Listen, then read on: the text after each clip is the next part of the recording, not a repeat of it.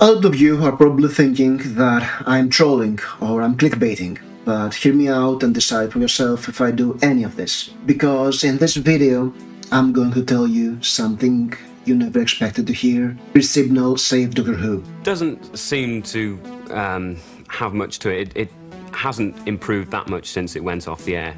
But before I get into this argument, let's just talk about who really killed Doctor Who, because a lot of people assume that it was Jodie Whittaker, but most of us believe it was Chris Chibnall. If I want to point the finger on who killed Doctor Who, there is one man and one man only responsible for it, and this is Steven Moffat.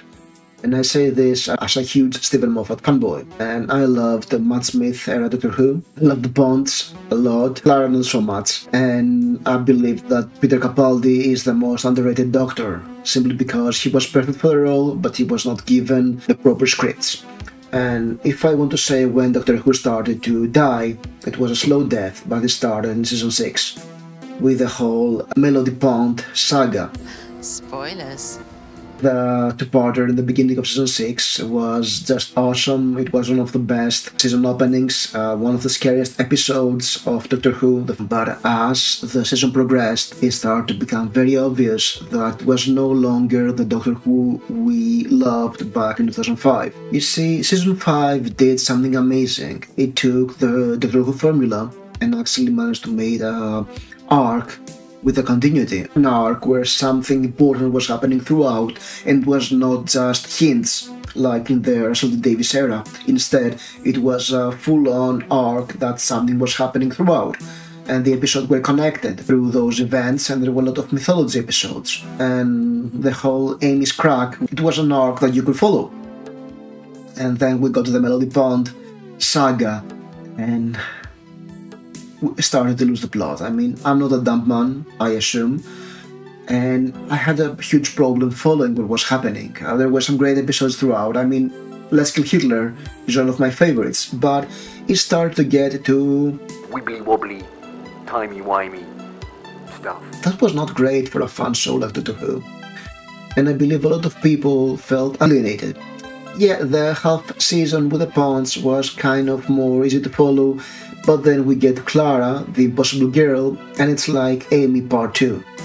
And after that, I don't know really. I mean, the Capaldi era was weird.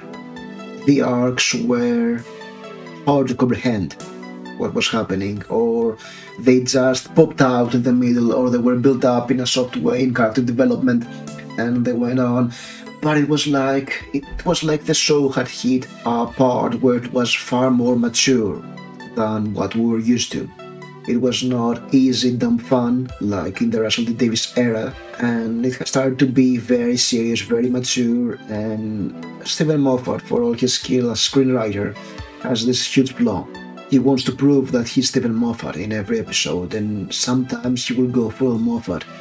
And even though he's skilled, he will hit some territories where it's, yeah, like the Christmas special with the closet.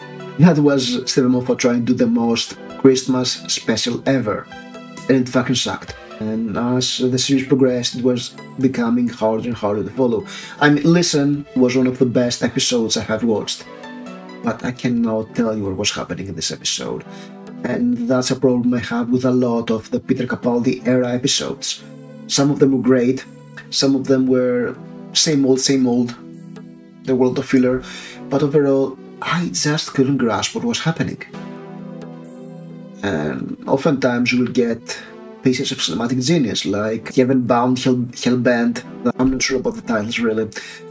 I'm too bored to check. There were some episodes, but yeah, it was very hard to follow. Yes, I know it was Clara having a character arc and a life of her own, and coming to her own, and her bond with the Doctor was complicated and mature, and it was like you were watching a serious drama.